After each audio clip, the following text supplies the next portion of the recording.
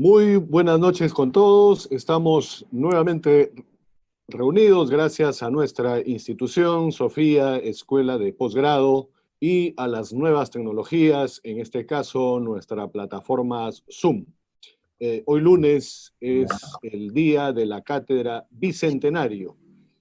Esta noche tendremos la grata presencia y la grata participación de un gran amigo, es un académico de nota, es el doctor Luis Humberto Falla Lamadrid. Voy a dar lectura a la síntesis de su extensa hoja de vida. Luis Humberto Falla Lamadrid cuenta con el grado académico de bachiller en Ciencias Económicas, bachiller en Derecho y Ciencias Políticas, el título profesional de Contador Público, título profesional de abogado, magíster con mención en Derecho Penal, doctor en Derecho y Ciencia Política, doctor honoris causa por la Universidad Nacional Enrique Guzmán y Valle, La Cantuta.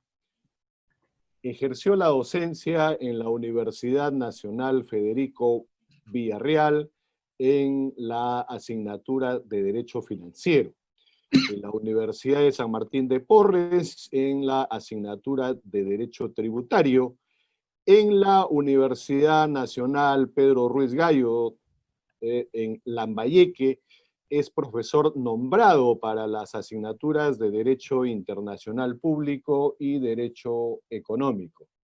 Director ejecutivo de la Autoridad Autónoma del Proyecto Especial Olmos, exdiputado de la Nación del año 1990 a 1992 y es uno de los agraviados por el golpe cívico-militar del 5 de abril de 1992.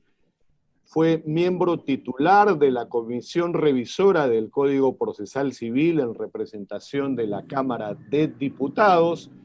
También ha sido congresista de la República en el periodo 2006 a 2011 y en la condición de tal fue presidente de la Comisión de Levantamiento de Inmunidad Parlamentaria en los años 2006 al 2007 y del 2007 al 2008.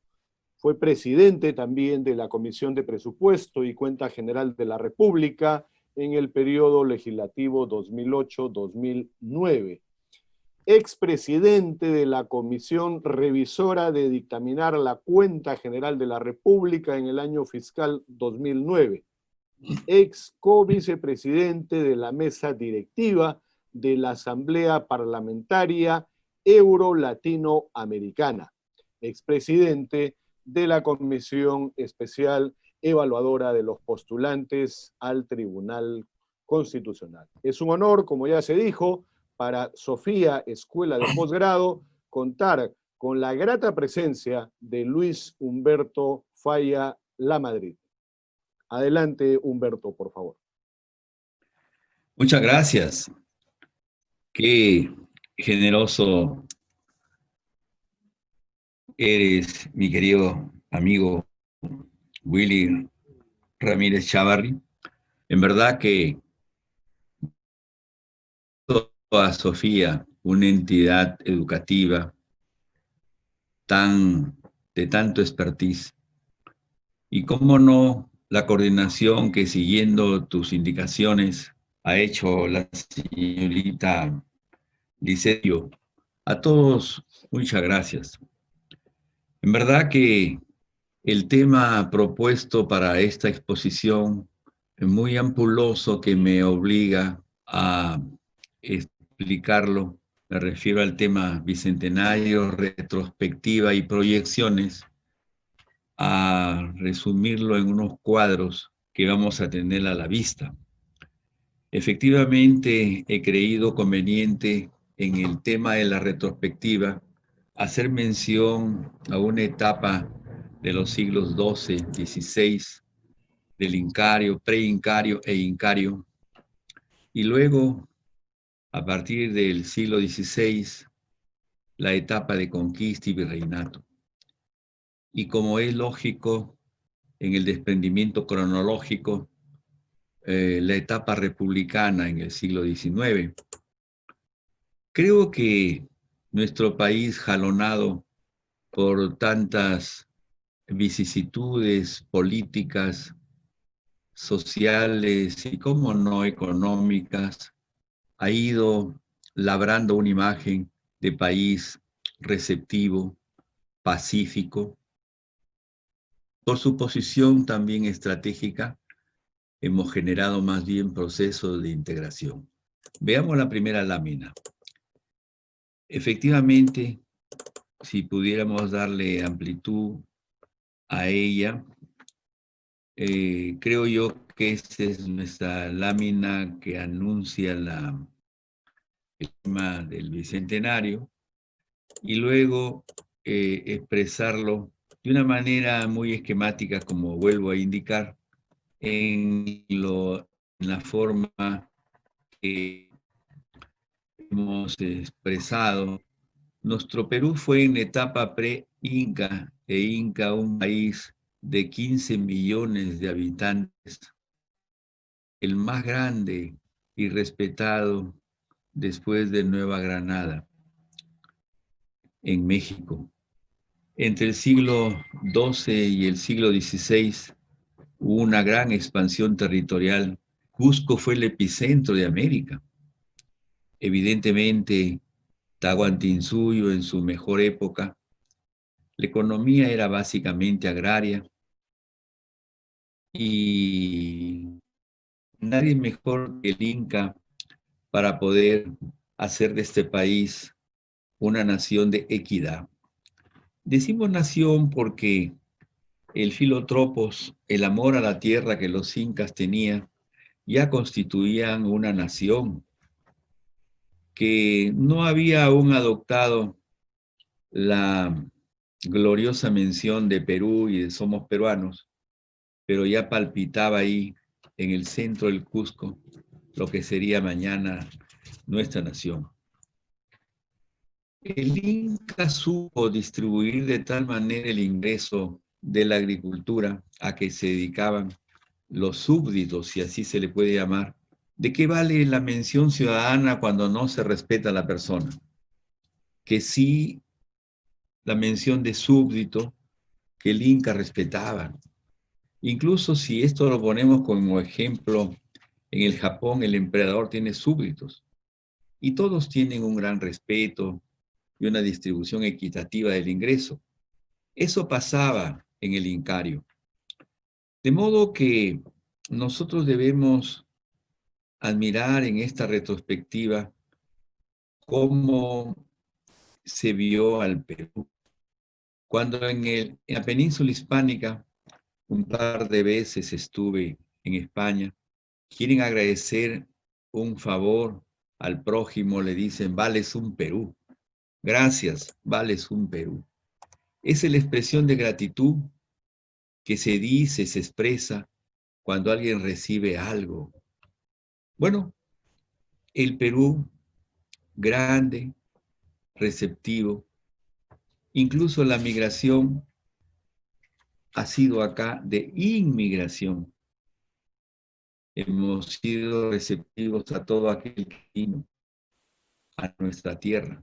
Pero los incas vinieron, o los españoles vinieron en plan conquistador, evidentemente. Por eso es que hubo una adaptación compulsiva, no solamente en la religión. Los incas adoraban politeístamente al sol y a otros dioses, pero los españoles vinieron a imponer una religión. Bienvenida fue posteriormente. Y en todo aspecto, cuando ya los españoles comienzan a hacer mestizaje entre nosotros, fue en la época de la conquista. Abramos esa lámina, por favor.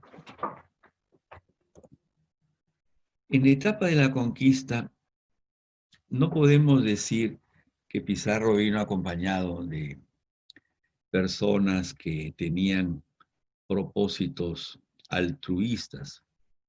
los historiadores, los historiólogos más que los historiógrafos, los historiólogos dicen que Pizarro vino acompañado de huestes, en el término más desafortunado, de personas que venían por los minerales del Cusco.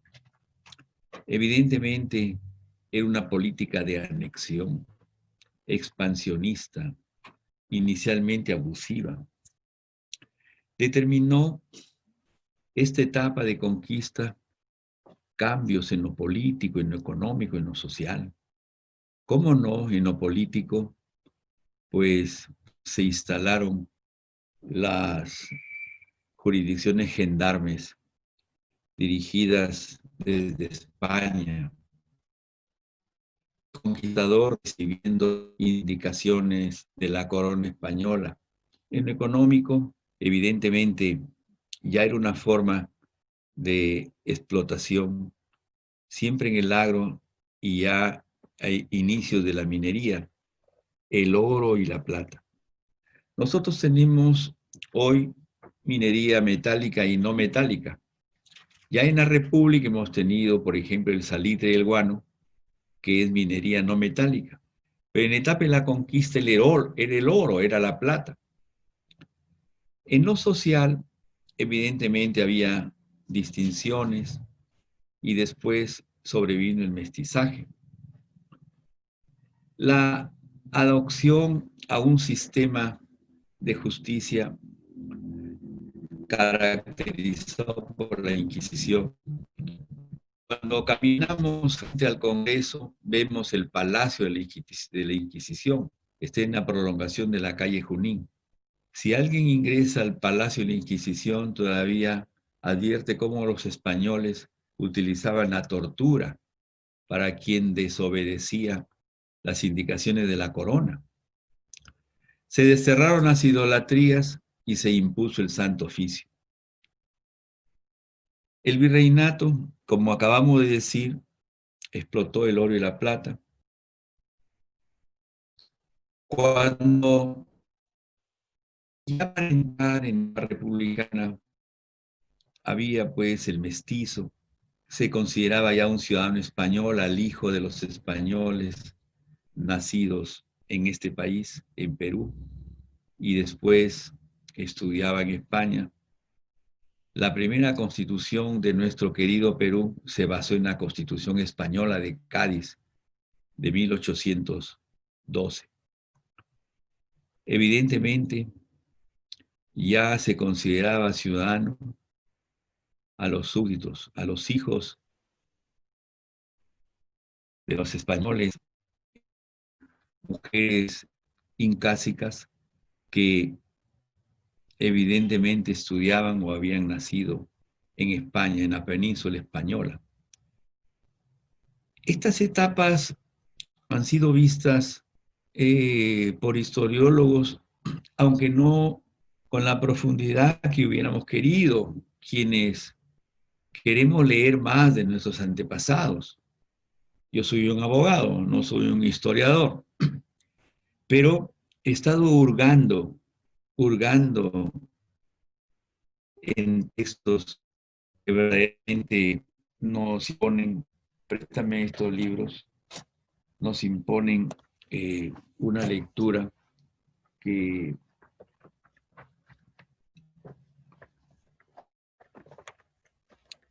ya lo veremos.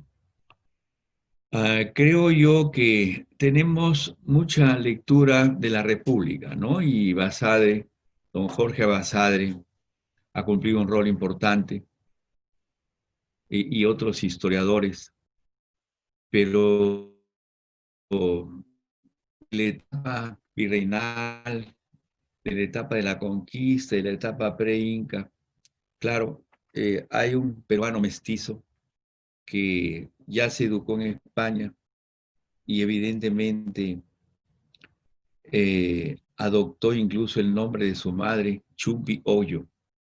Su madre era de la raza inca. Garcilaso de la Vega se suscribía Garcilaso de la Vega Chupi Oyo, y escribió, es un historiógrafo de la etapa de la conquista y el virreinato. Pero no abunda la literatura en esta materia. Veamos la etapa de república y proyección que tengamos a partir de ella. Claro, los albores están caracterizados por guerras civiles. El Perú se había extendido hasta Maule en Chile, parte de Argentina también. Sin embargo, cuando tuvo que escucharse el grito independentista, estuvieron juntos. Las guerras civiles eran con la fuerza de la realeza española, pero no entre nosotros.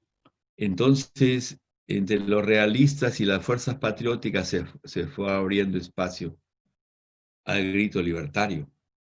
Sin embargo, no podemos entrar a república sin hablar de quienes se inmolaron gritando libertad e independencia. Túpac Amaro y su mujer, a quienes le cortaron la lengua para no protestar, descuartizados que fueron en el Cusco. De modo que creo que hay pioneros que poca relevancia se le ha dado. Precisamente el 28 de julio se habló de Grau, de Bolognesi y de Quiñones, pero no de personalidades como Túpac Amaro que dieron todo de sí, gritando Perú libre. Creo yo que hay todavía mucho que reivindicar de la imagen histórica de estos personajes. Micaela Bastidas, que murió al lado de su marido. Hay mujeres que han dado mucho ejemplo entre nosotros. La republicana Antonieta Morena de Cáceres, la esposa de don Andrés Avelino, que en plena guerra con Chile no cedió sus armas, se replegó con sus fuerzas a la sierra, por eso le dicen el brujo de los Andes, y su mujer tras él. La única mujer que está en el panteón de los héroes es Antonieta Moreno, esposa de Andrés Avelino Cáceres. Bueno, con la República ya viene un auge de minería metálica y no metálica. Vienen brisas bienhechoras de educación. Ya estaba creada la cuatricentenaria Universidad de San Marcos. Si si el próximo año vamos a conmemorar 200 años de independencia, bueno, pues San Marcos, como bien ha dicho el doctor Ramírez, de enseñar en esa casona, mientras fui congresista de la República y hasta el 2015. Y qué orgullo que San Marcos era una universidad a la que venían de otros países que no tenían casas superiores de estudios a recibir la educación superior. De modo que Lima siempre fue la ciudad capital, lo será. Se dice que San Martín creyó que Mayo podría ser también la capital del Perú. Y en el norte, Saña. Hay una canción muy bonita sobre Saña, la capital de la raza negra en la región Lambayeque. Y evidentemente Lima se quedó como el epicentro del desarrollo. Lima, su majestad, han dicho algunos críticos. Es importante reconocer que hasta en la década del 80 del siglo pasado, Lima era el centro, el epicentro. La ley orgánica de descentralización data de la década del 80, aunque se fue madurando en décadas anteriores. Es importante reconocer que después de leer el diario de los debates de la Constitución de 1978, la Asamblea Constituyente del año 78 que sancionó la Carta Política del año siguiente, don Ramiro Prialé Huancaíno, él propuso el texto de los artículos sobre descentralización, que ya en el régimen del arquitecto elegido el año siguiente, el año 1980, se concretó la ley de bases de regionalización, que después ya vinieron las leyes orgánicas. Hablar de Lima es hablar ahora de una ciudad que sigue teniendo investida de todos los poderes, el epicentro. Cualquier participante me puede hacer una pregunta, con toda confianza. Estaré alerta. Y en ese sentido, creo que el Perú en su proyección ha tenido que subdividir en dos frentes, el interno y el frente internacional. El Perú tiene un gran expertise en el mundo. Alguna vez, encontrándome en la ciudad de Moscú, al intérprete le dije, pregúntele a este ciudadano si conoce el Perú. No. Pregúntele si conoce al doctor Pérez de Cuellar. Sí, sí lo conozco, le contestó. Congresista dice que sí conoce a Pérez de Cuellar y no al Perú. Me dolió. Lo interiorizo, pero me dolió. Pero miren ustedes la importancia del frente externo, ya lo veremos. En el frente interno, nuestra economía, que es la base, no se puede desligar lo social y lo político de lo económico. Nuestra economía ha sido siempre primaria, exportadora. Nuestra economía ha sido extractiva, pesquera, minera, agraria. En la pesquería fuimos los primeros exportadores de guano de isla y de harina de pescado.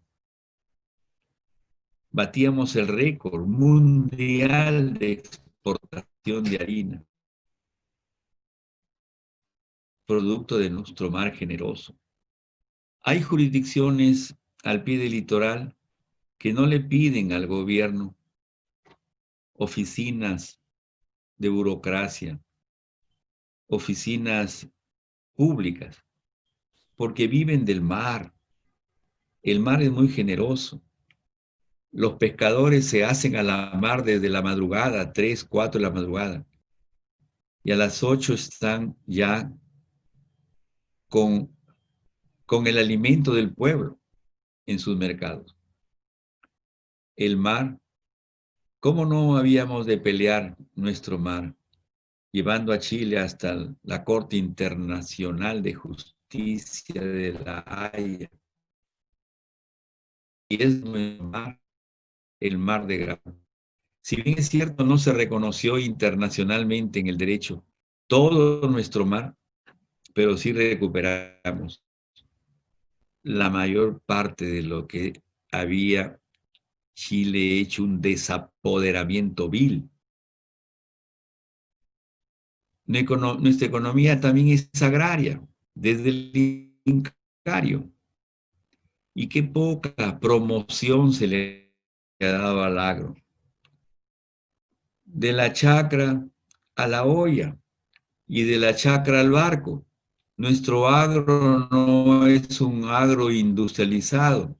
Tal como sale de la chacra, llega a la olla o se va al barco para la exportación.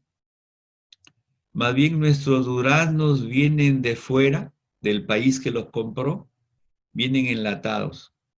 Y si los vendimos a 3 soles, llegan enlatados a 10 soles.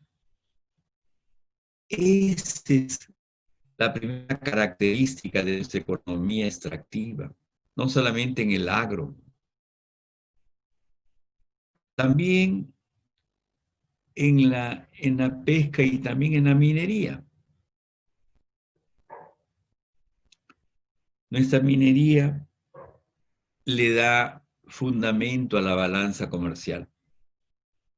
Cuando vemos las variables macroeconómicas en que se basa el presupuesto nacional, es el volumen exportable que tiene el Perú. Claro, sin nuestras exportaciones no tendríamos divisas. No sé si divisan este libro de la deuda externa. Dígame si lo perciben. No tengo audio de respuesta. Quiero saber si... No, doctor, no se visualiza. Una imagen solo positiva.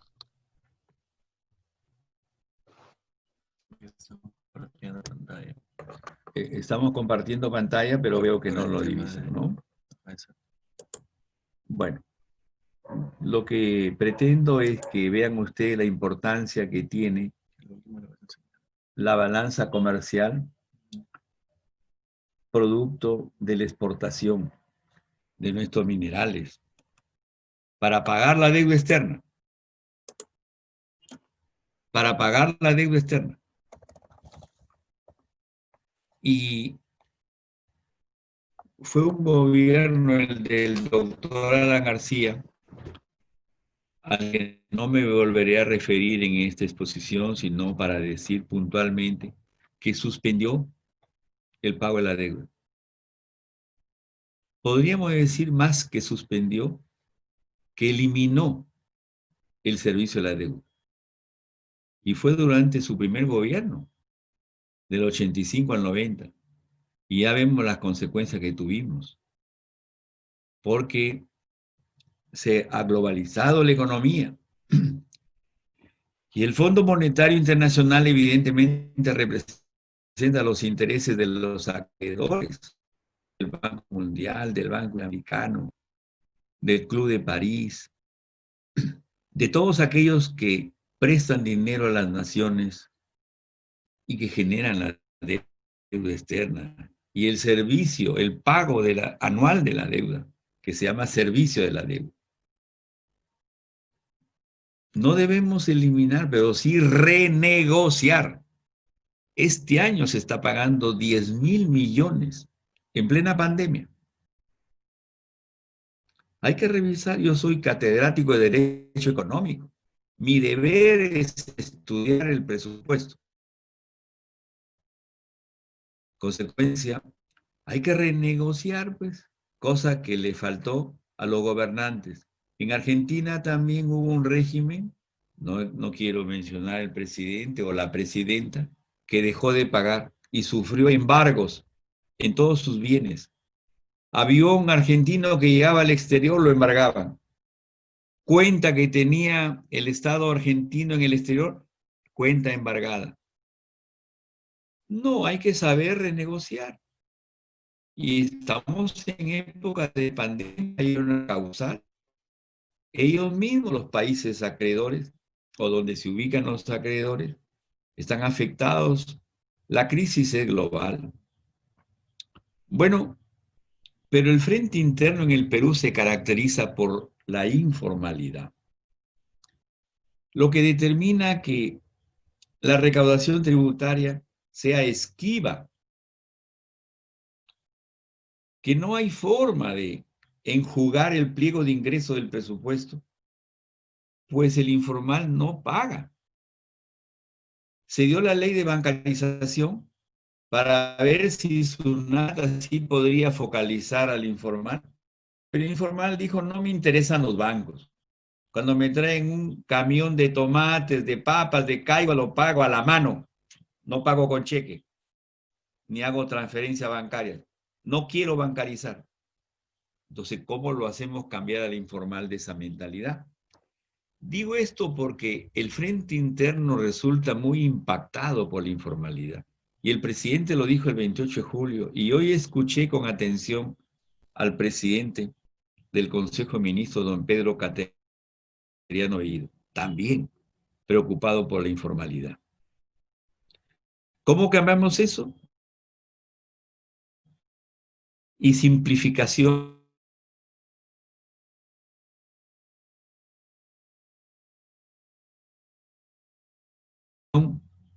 y no se les obligara a hacer declaración jurada, ni meterle en el sistema del crédito fiscal, de que cuánto pagaste cuando compraste las papas y cuánto cobraste cuando vendiste las papas, la diferencia la pagas en los 15 días siguientes del mes en que hiciste esta operación. Eso no lo entiende el informal.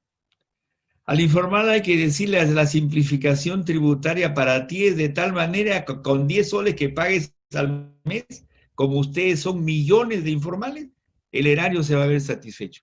Pero es que en el Perú falta una reforma tributaria. Nos hemos encogido de hombros frente a la reforma que tanto espera el país, la reforma de la salud, la reforma de la educación, la reforma tributaria. En lo social, en el frente interno, no podemos dejar de lado, mirar de lado, que si antes los estadísticos, los sociólogos hablaban de los estamentos A, B y C, ahora hablan de los estamentos A, B, C, D, E, F. Ojalá que no sigan bajando. La gente que vive en los cerros quiere estar en el estamento G. Vive con 3 soles diarios. El desayuno lo hacen hirviendo las hojas del árbol más cercano a su choza. Que caen, las hojas que caen del árbol más cercano a su choza. Eso he leído de sociólogos. Entonces los estamentos es lo que ha dificultado para el gobierno con motivo de esta pandemia elaborar un mapa de la pobreza. Primero 760. Venía de todos los asentamientos humanos y de todos los cerros. No me ha llegado nada. Otros 760. Y seguían los gritos, no me ha llegado todavía nada. Y el 28 de julio vamos a hacer otro bono. Ya se va a distribuir en estos días. Ojalá que no sigamos oyendo en nuestros tímpanos. Pero es que la gente tiene razón. ¿Pobre? Extremadamente pobre. Una vez, quiero contar una anécdota que viví, que protagonicé. En casa, el guardián de la cuadra me dijo, doctor, no me quieren dar el CIS. ¿Cómo? Pero si tú eres un hombre pobre, ¿cuánto te pagan los de la cuadra? Tanto, tanto, tanto. Y solamente me alcanza para pagar un cuarto. ¿Tienes radio? Sí, solamente tengo un radio y duermo con el celo. Caramba. ¿Y de quién depende? ¿Del Ministerio de Salud? No, doctor, ahora son los municipios los que dan la opinión previa a que el Ministerio de Salud otorgue el CIS. ¿Y dónde tú vives? En tal distrito. Ay, vamos a hablar de ese tal distrito, que no quiero mencionar. Llegué con el guardián a mi lado. Pedí audiencia. Con todo respeto, señorita, bríndeme una breve audiencia con el alcalde. Aquí está mi tarjeta. El alcalde dijo que espere, me hizo esperar 10 minutos. Así me hubiera hecho esperar una hora y yo hubiera estado ahí. Porque había un hombre con una expectativa de un puente que le hagan a donde no podía llegar. Ese es el Perú. Al final que pase el doctor Falla a la Madrid. Señor alcalde, tome asiento, ¿cómo está? Le presento a mi amigo, el señor fulano y tal. Qué gusto, tomen asiento. Le narré. Este es el drama. Que venga la señorita que tiene que ver con las visitas sociales, que venga la asistenta. Gritó a través de un canal interno. Se apareció la señorita. Hola, señor. Conocí a mi guardián. ¿Cómo está, señor? Oiga, señorita, dijo el alcalde, ¿no le asiste el derecho a que nosotros opinemos que por el CIS? No, señor. La directiva, el señor es pobre. Y la directiva dice que tiene que ser muy pobre. A ver, ¿qué tiene? Le dije, disculpe, alcalde, ¿eh? Yo tengo una cama, que a veces es el suelo es mi cama, y tengo una radio, es un cuarto alquilado, Gano tanto y apenas me alcanza para eso. Como menú cerca de la cuadra donde soy vigilante. Señor, esa es pobreza. Le digo, señorita, pero ¿qué es muy pobre? ¿Qué es extremadamente pobre? Ah, que no tenga nada. Ah, ese es el Perú. Nos estamos aproximando a un despeñadero muy, muy grave. La pandemia nos hace mirarnos al espejo como país. Se ha creado un ministerio llamado Ministerio de Inclusión Social y Desarrollo. Claro, porque desarrollo es diferente que crecimiento. Hemos estado creciendo, el Perú crece, crece, pero no hay desarrollo, pues. Desarrollo es un crecimiento horizontal, que todos crezcamos, como dice la propaganda gubernamental, desarrollo para todos, no sé cómo dice, crecimiento para todos. Desarrollo es que todos crezcamos. Los que tienen más y los que tenemos menos, tenemos que desarrollar. Que el hijo de ese vigilante de mi cuadra tenga oportunidad un día de ir a la escuela, al colegio, a la universidad. Es desarrollo. Discúlpenme que ponga la primera persona. Soy de un pueblo. Y cuando terminé la escuela fiscal, no había colegio en mi pueblo. Juro por Dios. Y mi padre dijo, te vas a la ciudad. Te vas a Chiclayo. Así que me vine a Chiclayo. Después mi siguiente hermano, que ahora es ingeniero, no había todavía colegio. Te vas a Chiclayo. Y mi tercer hermano, seguía el pueblo sin colegio secundario. Te vas a Chiclayo. Oiga, pero de pronto faltaba ya el dinero para pagar pensión de alojamiento, pensión de alimentación, pensión de libros en Chiclayo. Recién cuando ya nosotros estábamos terminando la secundaria, se creó el colegio en mi pueblo. Cuando regreso a mi pueblo, ahora, de 40, 50 años, encuentro a quienes estudiaron conmigo en la Escuela Fiscal 217, lustrando zapatos, arreando sus cabritas, arreando el ganado, porque no tuvieron un padre con posibilidades de mandarlo a la ciudad a estudiar a un colegio, porque en el pueblo no había colegios y en la ciudad sí habían colegios. Ese es el Perú que he experimentado y lo pongo como ejemplo, porque ahora se habla de un ministerio de inclusión social. Ahora ya no hablo de mi pueblo, sino de los caseríos de mi pueblo. Hay un caserío que se llama Pampa de Burros. Ahí no hay colegio. Hay una escuelita, pero no hay colegio. Hay otro caserío, hay 140 caseríos en torno a mi pueblo. Cascajal, Isculas, caramba. Y no tienen colegio. Y tienen que venir al pueblo de Olmos, al distrito de Olmos, perteneciente a la región Lambayeque, a seguir sus estudios. Pero si el papá del caserío no tiene para mandar al hijo al pueblo, al distrito, y menos si el del distrito no tiene para mandarlo a estudiar a la universidad en la ciudad capital que es Chiclayo, ahí tenemos una pobreza revolvente. Da vuelta la pobreza ahí. Nos encontramos. Cuando yo voy y hay un chico media iba que tenía media la mochita, la lengua mochita. Hola, media iba, ¿qué hace? Lustrando zapatos, doctor, ilustro los zapatos. Tengo que sentarme a que me ilustre los zapatos. Por Dios santo. Eso sigue pasando en el Perú del siglo XXI. Ah, caramba. Ah, que yo quisiera venir y pintar todo de color de rosa. Lo pinto, pues. Dios ha sido grande. Me ha dado la oportunidad de hacerme de dos carreras, como ha dicho mi amigo, el doctor Ramírez. Pero no es así como debemos mirar el Perú.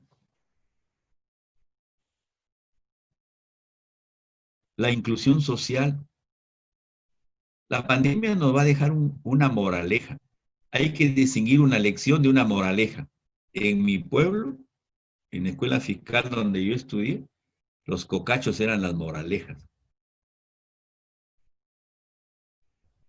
La lección la aprendemos o no, pero la moraleja, la fuerza tenemos que aprender. ¿Qué es lo que está pasando en el frente interno? No hay control. El fiscal ha tenido que socorridamente pedir, por favor, que venga la Contraloría, estamos desembolsando miles de millones, que 35.000 millones para el microempresario, que 6.700 millones para la promoción turística, que tantos miles de millones para la salud, que tantos miles, y hay control previo, no hay control previo. Hay control concurrente, no hay control concurrente. Solamente cuando la leche está derramada, hay un control posterior. Cuando ya el funcionario público ha cometido la infracción o el delito. Antes de soltar el dinero, ya la Contraloría debería decir, director del Tesoro, dígame qué van a comprar. 10.000 tablets. Quisiera yo ver quiénes se van a presentar como postores. Alcánceme la relación de sus postores. Ahí está el control previo. Y cuando ya se concreta la operación, ya entregaron las tablets. Ya, quiero ver, voy a ir a un colegio. Yo soy el Contralor General de la República. Voy a mandar a 10 auditores al caserío, la Punta del Cerro, a que vean si el alumno está manejando el tablet y el tablet funciona o no funciona. Control concurrente. Y el posterior, cuando de pronto las tablets a los 6 meses ya no sirven. Ah, caramba. La corrupción, los partidos políticos, la partidocracia, la señora Susana Villarán, 2 veces elegida en el referéndum, voten por el no, y los limeños votaron por el no, y después salió a la luz que la empresa brasilera le había dado dinero, faltó control, y el Jurado Nacional de Elecciones aplaudiendo. ¿Cuáles son los organismos de control, por Dios santo? El ciudadano tiene que sentir que esté escoltado por organismos. El señor Contralor, el señor Fiscal de Prevención del Delito, el señor Defensor del Pueblo, el señor, en fin, hay entidades que por su ley orgánica están llamadas a advertir que no se está produciendo, que no se está dando una conducta con agravio al Estado. De eso se trata, de ver que nosotros, tantos presidentes presos y uno que se ha suicidado, porque no quería sentarse en el banquillo de los acusados. ¿Y cómo nos falta equipos humanos para gobernar? Los partidos políticos han dejado de ser escuelas de ciudadanía para preparar futuros concejales de un municipio, para preparar futuros consejeros de un gobierno regional, para preparar futuros alcaldes, para preparar futuros gobernadores regionales, para preparar futuros parlamentarios. Por eso vemos la talla de parlamentarios que llegan, con todo el respeto que merece el nombre y el apellido del señor Mamani, que fue congresista por Puno, por Cuso, no lo recuerdo, metiéndole la mano al fundillo a una fry hostess. Por Dios, ¿qué es esto? No expresan, no desarrollan ideas, gritan en el Parlamento. Los partidos son los culpables. No han preparado personas y los partidos tienen dueño ahora. Esto pasa en el frente interno. Esto viene sucediendo en el frente interno. ¿Saben cuántos partidos hay en el libro que para el efecto lleve el Jurado Nacional de Elecciones? 23 partidos, de los cuales el 80% de esa cifra de 23, no he sacado lápiz y papel para ver cuál es el 80% de 23, son partidos con dueño. que no le rinde cuentas a nadie.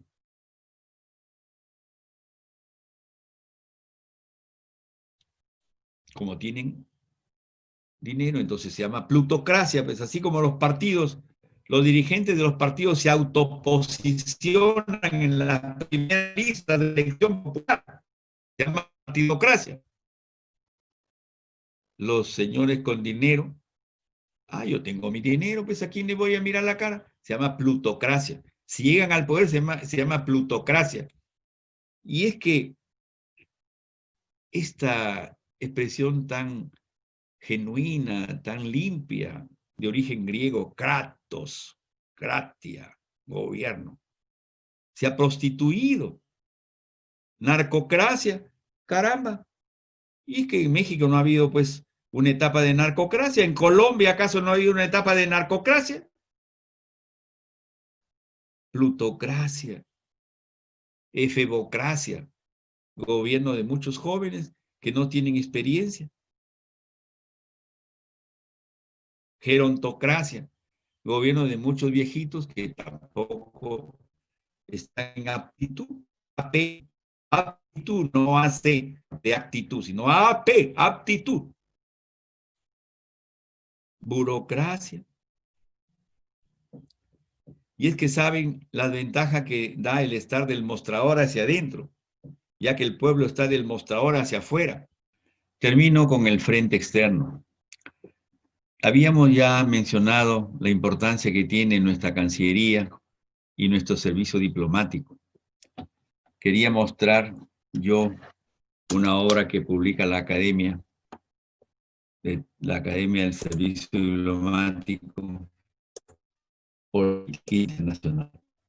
Evidentemente, en estas publicaciones se puede apreciar cómo nosotros vemos con admiración la manera en que nuestros servidores en el exterior tienen una preparación muy exquisita. Son bilingües o políglotas. Sí. Alguna vez le pregunté a un secretario, a un adjunto, el agregado comercial del Perú en Washington, ¿cuánto ganaba? Y me dijo una cifra que pues duplicaba o triplicaba la del congresista. Pero a renglón seguido le dije, ¿y usted cuánto paga por la habitación que alquila aquí en Washington? Solo por la habitación $3,000, doctor. Por Dios. Entonces se justifica que usted gane lo que gane. ¿Y cuánto le lleva la alimentación? Tanto. No es como en Lima entonces que se puede comer por 10 soles. No. De modo que ese es los servidores que tenemos fuera, que fortalecen la imagen del Perú. Y evidentemente el respeto que se tiene a nuestro país es a partir de una imagen de Perú pacifista, de Perú integrador. De ahí que puedo señalar que cuando hablamos del ALCA, cuando hablamos de la Alianza del Pacífico, del Acuerdo de Cartagena, hablamos de procesos que han tenido en nuestro país el Estado más entusiasta para proponerlo, para que se concreticen estos espacios de diálogo y estos organismos de integración. Esto debemos reconocer.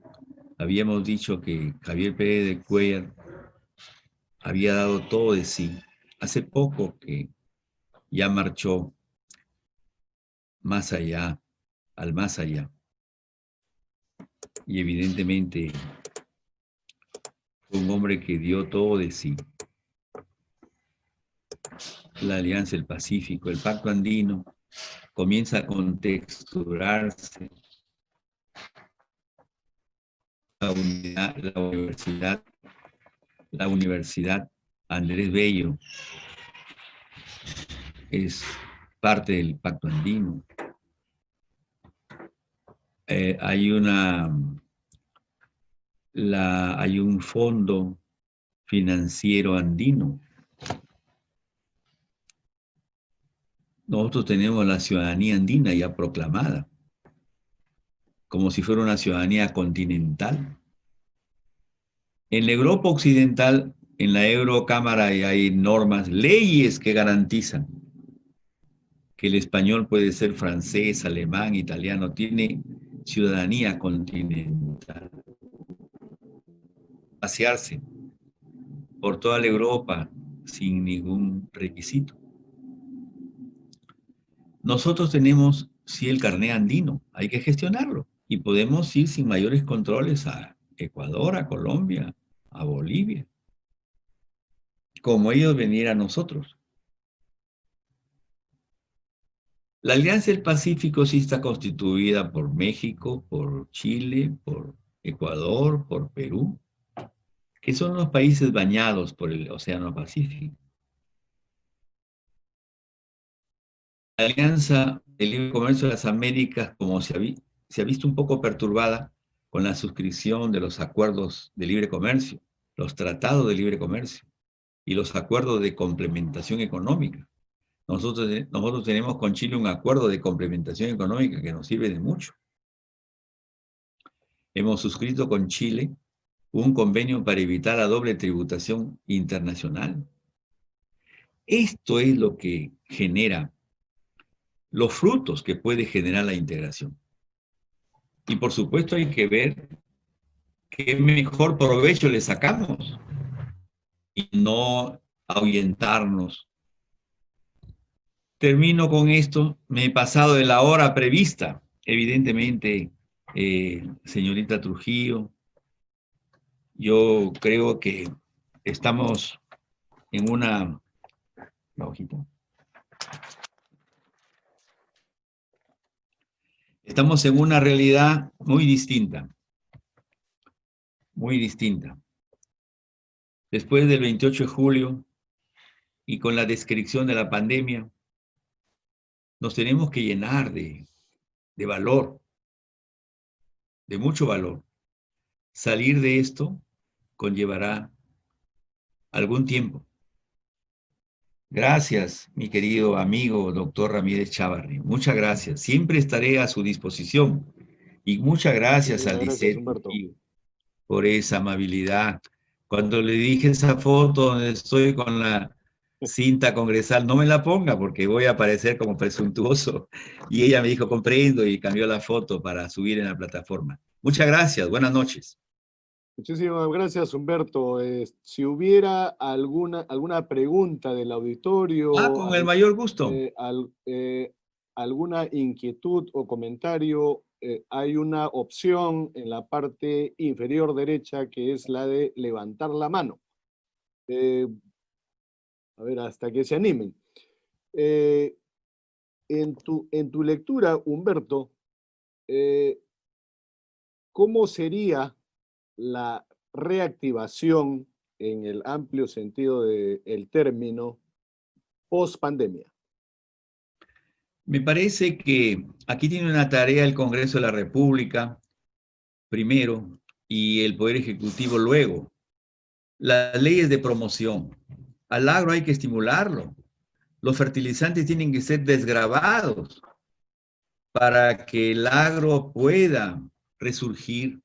Las semillas tienen que ser mejoradas por el Instituto Nacional de Investigación Agraria perteneciente al Ministerio de Agricultura. El campesino tiene que ser preparado antes de la siembra y durante la cosecha.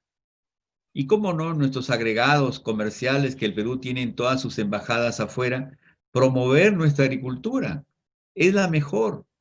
El control de calidad, claro, lo van a exigir. Leyes de promoción agraria en el agro, leyes de promoción agraria en la pesca. El fondo de compensación pesquera tiene que optimizarse. En la minería veo más bien que ahí hay necesidad de una enmienda constitucional. Los contratos de ley le hacen tanto daño al inversionista como al Estado peruano. Ventilar nuestras diferencias, si las hubieran, en un árbitro internacional puede darnos un laudo arbitral en favor de Perú o en favor de la empresa minera cuando podíamos, con el debido proceso, sustentar nuestros derechos, tanto del Estado como de los mineros, para una mejor resolución de conflictos. Es que nuestra economía es extractiva. Así que lo primero que pienso frente a tu pregunta es los sectores agrario, pesquero y minero. Ahora, evidentemente, estimular una reforma tributaria, para que todos contribuyamos. Hay que ir a la simplificación. La declaración jurada, muchas veces al hablarnos de renta bruta, de renta neta, de renta imponible, eso no lo comprende el microempresario.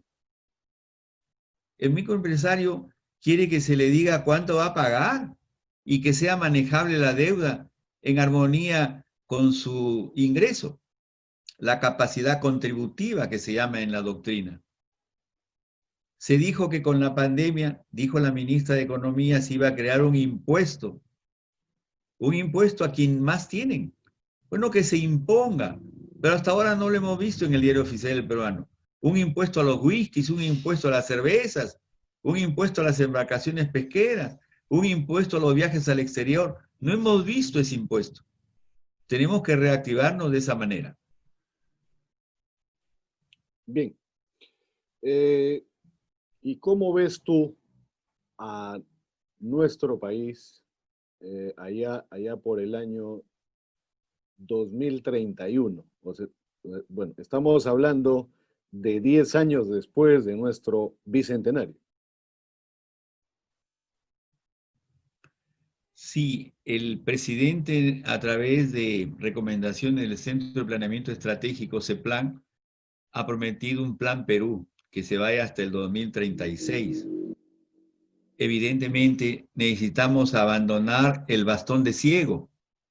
No hemos tenido una atalaya que nos alumbre el camino. Entonces necesitamos que ese plan, por algo reemplazó al Instituto Nacional de Planificación, INP, que nos diga qué vamos a tener en el corto y mediano plazo y qué vamos a tener en el largo plazo. Quisiéramos tener una agricultura industrial, industrializada, una agroindustria. ¿Cómo no? Una producción ictiológica industrializada. ¿Cómo no? Necesitamos capacidad eléctrica instalada. No hay industria sin electricidad. Solo por poner el ejemplo más cercano que tengo de un desestímulo. Camino de Chiclayo a Pimentel se había ya instalado algunas empresas en el denominado parque industrial. Esperanzados los comerciantes y los industriales en que Carhuaquero, una caída de agua que iba a generar electricidad, se ha quedado en su primera etapa y solo genera el 25% de su capacidad. Carhuaquero 2 tiene que generar más electricidad para que Lambayeque tenga, evidentemente, una industria. Lambayeque tiene un mar muy generoso y tiene una agricultura muy generosa. No es un departamento minero. Cañariaco se está explorando, una mina que se espera que tenga oro en su interior. Pero es importante pues que veamos el futuro con confianza. El presidente habló de la tercera etapa de Chavimochic. Enhorabuena. Pero que en Olmos, Lambayeque reclama la segunda etapa de Olmos. Olmos es un emporio, es un proyecto de bondades agrícolas y eléctricas. La caída de agua de Mano de León le va a generar 800 megawatts de energía eléctrica a la región, con posibilidades de exportar energía en horas que no son de pico, exportar al Ecuador y a Colombia energía desde Lambayeque, aprovechando la caída de agua de Mano de León. Una caída muy grande, admirable. ¿Cómo no?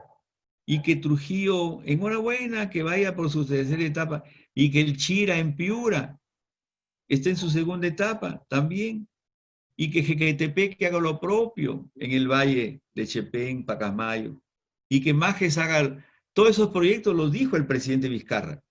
Bien, que sean pues los que motoricen el relanzamiento de nuestro querido Perú. Bien, bueno, es un honor nuevamente, Humberto, tenerte en nuestra institución, Sofía, Escuela de Posgrado, y recordar a todo nuestro auditorio que de lunes a viernes estamos conectados con diferentes especialistas en las áreas tanto de la ciencia política, el derecho, la gestión, etc. Y los días lunes están reservados para nuestra cátedra Bicentenario.